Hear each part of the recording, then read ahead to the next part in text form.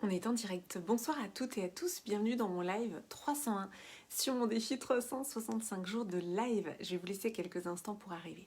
Quand vous êtes là, vous me faites un petit coucou dans les commentaires.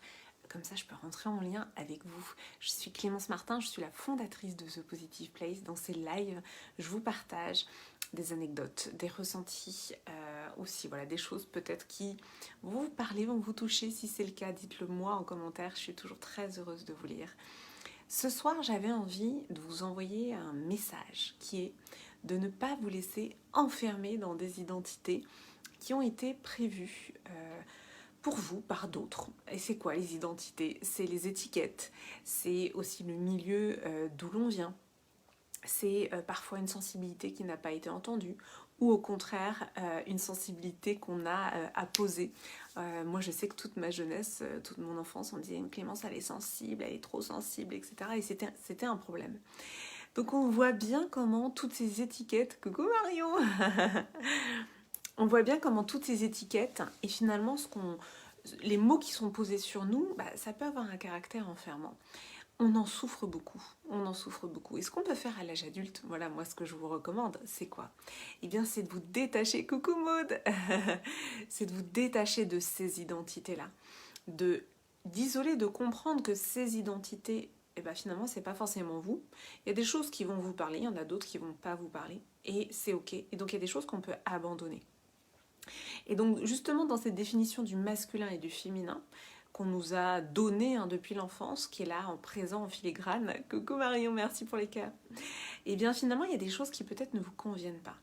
Et moi, j'ai fait l'expérience avec mon fils, je vous en avais parlé, je l'ai mis en école Montessori, et je pensais qu'en le mettant en école Montessori, il allait être un petit peu, préservé de cette vision cliché du féminin et du masculin. Pas du tout, parce que certes, dans l'école Montessori, voilà, c'est un sujet sur lequel il faut attention, mais il n'en reste pas moins qu'il est dans cette société un enfant vivant en 2022 et qu'il s'imprègne en fait de ce qui se passe autour de lui. Donc tout ça pour vous dire que même si on pense qu'on n'est pas sensible aux identités que l'on a sur nous, à ces carcans sociétaux, même si on se dit oh non mais moi je suis au-dessus de ça, franchement ça me touche pas, j'y fais pas attention, en fait, on est quand même imprégné de ça.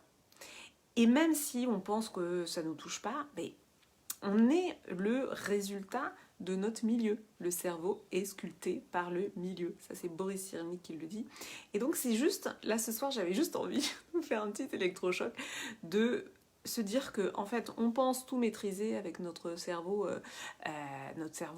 celui-ci, celui qui est le préfrontal, qui réfléchit, qui comprend plein de choses, mais on a aussi le plus archaïque qui est à l'arrière, et aussi tout notre inconscient qui en fait absorbe des éléments de notre contexte sans même s'en rendre compte.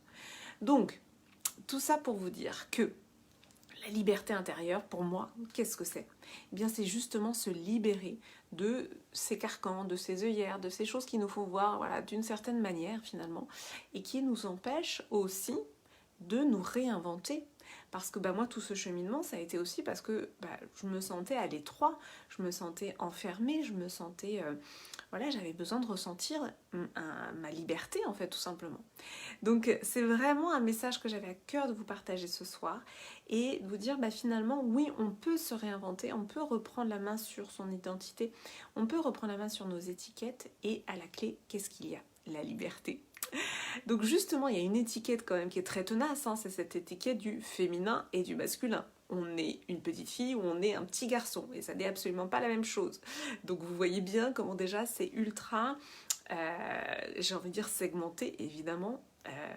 C'est pas inclusif du tout, c'est tout noir ou tout blanc, cette fameuse dualité dans laquelle on vit, dans laquelle on est obligé de s'adapter. Et bien moi justement j'avais envie de vous amener de la nuance, de vous amener cette compréhension profonde de notre identité qui n'est pas féminine ou masculine, mais qui est les deux en fait, et comment on va s'imprégner de ça et comment on va pouvoir finalement l'ajuster dans notre quotidien, chaque jour. Et comment on ajuste, et comment on équilibre, et comment on agit aussi dans notre quotidien avec cette connaissance, avec cette conscience. Donc ça, c'est ce que je vous partagerai jeudi dans l'atelier Saint-Valentin. Ah, coucou Valérie. Si vous voulez nous rejoindre dans l'atelier Saint-Valentin, eh bien vous m'envoyez un petit message en MP, je serai très heureuse de vous accueillir. On a des hommes, on a des femmes. Je suis trop ravie de vous proposer. C'est vraiment quelque chose d'exclusif. C'est quelque chose qui va être un passage dans notre cheminement justement identitaire. Ça pour moi c'est vraiment très important. Je vais vous souhaiter une très belle et douce soirée. Si vous pensez que quelqu'un a besoin d'entendre ce live, n'hésitez pas à lui partager.